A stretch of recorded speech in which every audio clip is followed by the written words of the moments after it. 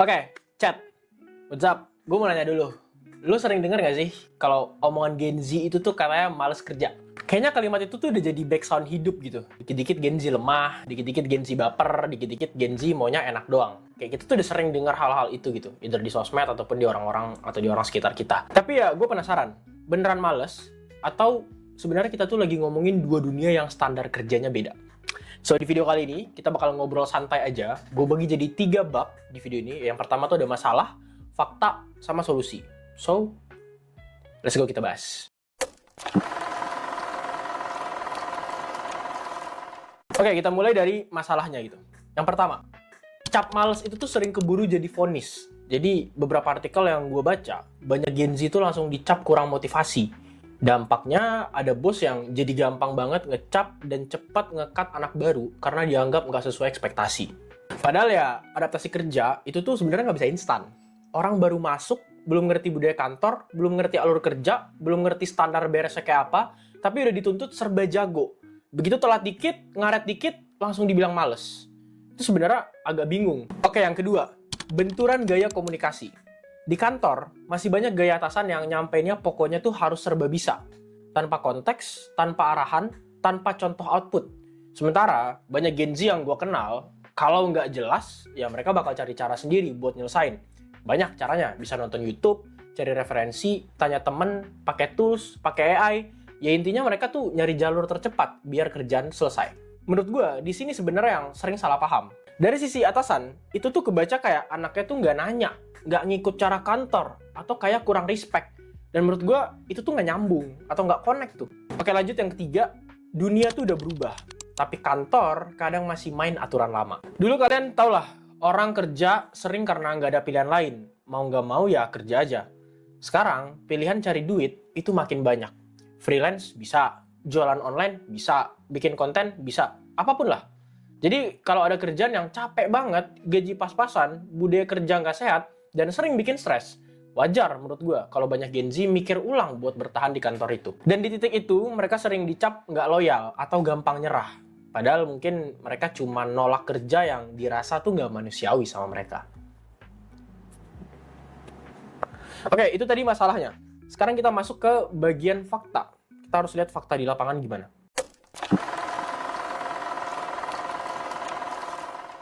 Fakta yang pertama, banyak Gen Z itu sebenarnya bukan males, tapi lagi mikirin hidupnya. Karena, you know lah, biaya hidup sekarang makin mahal, tekanan hidup tuh makin gede, ekspektasi sosial, ekspektasi keluarga lu itu makin kejam. Di sosmed, orang tuh banyak ngeliatin sukses cepat, kayak banyak anak-anak umur 20-an tuh udah punya mobil mewah dan segala macamnya. Tapi ya sekarang realitanya secara financial, semua tuh makin susah. Jadi menurut gue, wajar kalau Gen Z itu sensitif sama kerjaan yang bikin burnout. Mereka tuh sebenarnya pengen kerja, tapi juga pengen tetap waras. Fakta kedua, Gen Z tetap kerja keras, cuman definisinya beda. Kalau generasi dulu tuh kan kadang bangga gitu, pulang malam, lembur. Tapi sekarang banyak Gen Z lebih fokus ke hasil dan dampak. Buat mereka, yang penting tuh kerjaan selesai dengan rapi, ada progress, dan ada growth-nya. Ada output-nya yang kelihatan. Jadi sebenarnya Gen Z ini bukan soal anti kerja keras. Mereka cuma pengen kerja keras yang ujungnya tuh ada result atau hasil. Kita lanjut ke fakta yang ketiga. Timing Gen Z masuk dunia kerja, itu tuh sebenarnya lagi kacau kalau boleh jujur. Banyak yang mulai karir pas dunia habis pandemi. You know lah, COVID-19. We all fucked up, ya kan? Terus ekonomi juga naik turun. Inflasi dan ketidakpastian global. Sekarang juga ada konflik geopolitik global yang jujur gue makin pusing sebenarnya ngeliatnya. Jadi sebenarnya mindset mereka tuh lebih hati-hati dan realistis. Bukan males, tapi lebih waspada dan nggak mau kejebak sistem yang bikin stuck. Kita lanjut ke fakta keempat. Banyak pekerjaan anak muda itu rentan.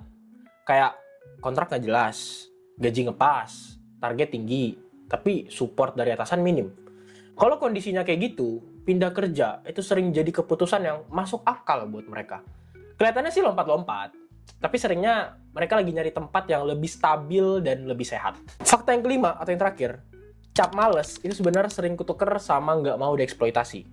Berdasarkan artikel yang gue baca di sini nih, itu Gen Z itu tumbuh bareng dengan internet. Jadi ya informasi soal hak kerja itu gampang banget diakses.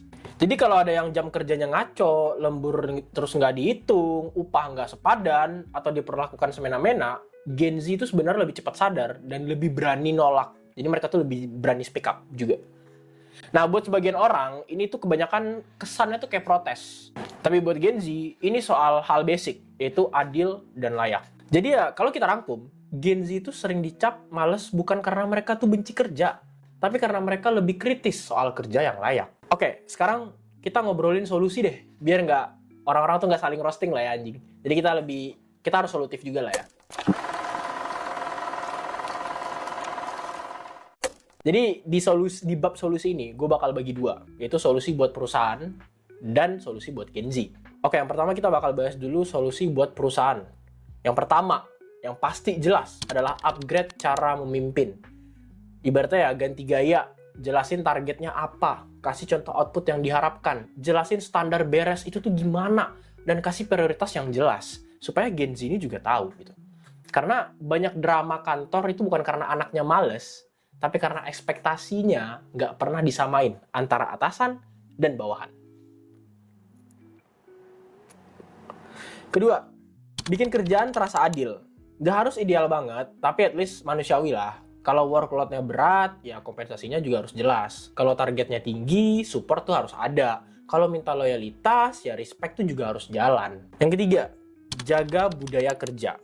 Orang yang sehat mentalnya, biasanya performanya akan jauh lebih konsisten dan bagus. Orang yang burnout, itu biasanya outputnya turun. Jadi ini bukan soal lembek, ini soal sustain. Oke, itu tadi solusi buat korporat atau perusahaan. Sekarang kita bakal bahas solusi buat Gen Z. Pertama, komunikasi jangan pernah putus. Karena menurut gua pribadi, Gen Z itu punya kekurangan di komunikasi. Ya, mereka tuh kadang malu bertanya, atau kadang kalau misalnya ada kendala, mereka diem-diem aja. Sehingga kita nggak tahu kendala apa yang lagi mereka hadapin ketika mereka lagi ngerjain work atau kerjaan mereka gitu. Ya ibaratnya kalau lu nggak paham ya lu nanya. Terus kalau lu dapat tugas, ya lu confirm. Ada namanya follow up, konfirmasi. Jangan lu cuma nebak-nebak sendiri gitu. Kebanyakan banyak yang malu bertanya kalau gue lihat gitu. Jadi tujuannya ya biar aman. Terus juga biasain, ngomong tuh rapi. Gue lagi kerjain A nih, deadline-nya tanggal sekian, indikator yang harus dicapai itu ini gitu. Itu tuh sebenarnya simple, tapi bikin kerjaan lo kelihatan jelas dan profesional di mata bos lo. Kedua, bedain boundary sama ngeghosting, ya kan? Punya batas itu tuh penting dan sehat, tapi pastiin output juga kelihatan dan konsisten, biar orang tuh nggak gampang salah paham. Ketiga, jangan semua teguran langsung dicap toksik. Kebanyakan gue lihat Gen Z itu baperan. Baru ditegur dikit, baper. Baru dikasih input sedikit, baper. Baru dikritik dikit, baper. Males kerja, mager, langsung gak mau nyentuh kerjaan. Dimarahin dikit, baper. Mau gimana maju? Gimana mau maju anjing? Kayak mau sampai kapan lu pakai baperan itu ke kerjaan lu yang lu nggak akan berprogres gitu loh. Karena menurut gue ya, teguran performa itu tuh normal. Yang nggak normal itu perlakuan yang merendahkan atau abusive, itu baru nggak normal. Jadi ya lu harus bedain dulu, ini tuh kritik buat improve atau ini beneran kritik buat menjatuhkan secara personal, itu beda gitu. Kalau buat improve ya lu benerin. Kalau nggak sehat, baru cari jalur yang mungkin kurang pas, atau lu berdiskusi kayak sama bos lu atau apapun, atau kalau misalnya mau udah nggak ketolong lagi ya lu resign, cabut gitu loh. So, kesimpulannya, Gen Z itu males. Menurut gua, banyak yang bukan males. Mereka tuh intinya cuma nggak mau kerja di sistem yang nggak masuk akal. Dan biar kita nggak saling nyalahin, harus dua arah. Kantor upgrade cara mimpin, Gen Z upgrade cara komunikasi, konsistensi, dan jangan baperan. Sekarang gue lempar ke kalian. Menurut kalian, yang paling bikin Gen Z itu dicap males, itu apa? Gaji, budaya kerja, atau cara komunikasi? Coba tulis pendapat kalian di kolom komentar, gue pengen baca, dan mari kita diskusi bareng di komentar. Gue Red Agil, sebagai Gen Z juga, see you in the next video. Bye-bye.